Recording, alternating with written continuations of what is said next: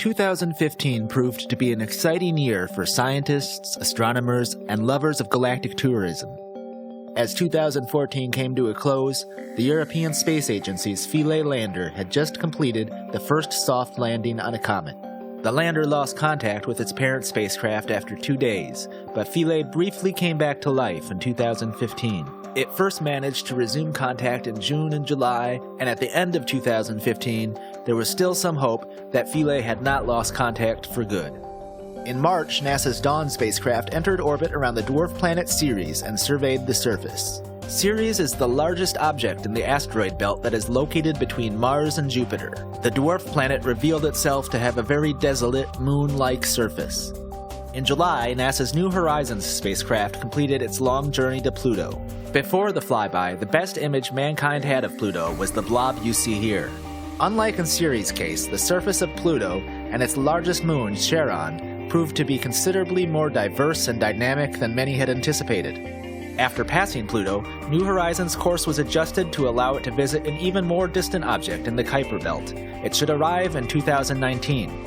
As 2015 came to a close, the Cassini-Huygens spacecraft, which has been visiting Saturn since 2004, completed its final pass over Saturn's icy moon, Enceladus. Enceladus is known for its cryovolcanoes and the possibility of an ocean below its south pole's thick ice. The Cassini spacecraft is slated for a sacrificial descent into Saturn's atmosphere in 2017. On Mars, the Opportunity rover celebrated its 11th active year roaming the planet's surface. Over that time frame, it has also completed an extremely pokey marathon.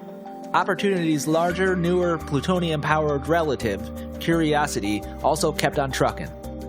Back in Earth's neighborhood, there are discoveries and accomplishments that were crucial for the future of space exploration. Physicist Stephen Hawking co-founded a $100 million initiative to search for signals of alien life. In November, rocket developer Blue Origin became the first company to send a rocket past the edge of space and land the rocket safely. Only weeks later, SpaceX successfully landed its own rocket. It was the first rocket to bring a payload to orbit and return the first stage safely. Both efforts aim to reduce the cost of space travel by employing reusable rockets. For Christmas, lettuce farmers aboard the International Space Station witnessed the heroic rescue of colleague Matt Damon.